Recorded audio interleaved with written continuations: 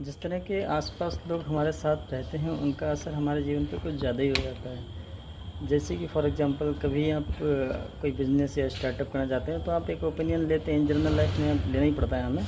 तो जब आप उनसे कोई राय लेंगे तो वो आपको क्या बोलेंगे कि नहीं, ये सेटअप सही नहीं है, या फिर इसमें बहुत कंपटीशन है, या फिर लोकेशन सही नहीं, मतलब इस टाइप की चीज़ें, चाहे भले ही वो चीज़ें सही हों, लेकिन फिर भी वो आपको एक तरीके से डिस्ट्रैक्ट करने की कोशिश करते हैं। एक्चुअली होता क्या है कि वो लोग लेवल अप कर नहीं पा रहे हैं, आप लेवल अप करने की कोशिश कर रहे होते हो, तो वो उनको कहीं ना कहीं वो चीज़ें राज नहीं आती हैं। तो एक तरीके से कहा जा सकता है कि जेलसी टाइप की चीज़ें होती हैं।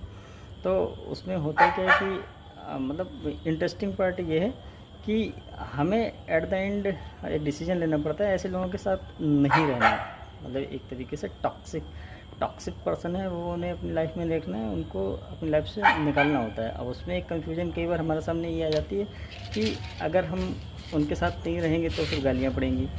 तो हमें डिसीजन यहाँ पे लेना है कि एक अनसक्सेसफुल स्टोरी के अंदर जाने से अच्छा है, मतलब अपने लिए एक अनसक्सेसफुल स्टोरी लिखे हैं throughout the these are guys. इससे बेहतर है कि आप उनकी 100 गालियाँ सुन लो। ठीक है, ऑब्वियसली जब आप उनके साथ नहीं रहोगे तो फिर वो कहीं ना कहीं गालियाँ देते हैं, तो उनसे दूर रहना ही बेहतर है। आप 100 गालियाँ सुन लो, लेकिन एट द एंड डिसीजन आपका खुद का होना चाहिए, और इसमें एक्सपेरिमेंट अपना खुद का होना चाहिए। पहले ट्रायल एटलीस्ट करना चाहिए, फिर देखते हैं फेलियर किस हिसाब से आता है। तो मेरे माइंड में ये आया, तो मैंने सोचा आपके साथ शेयर कर दें। Thank you.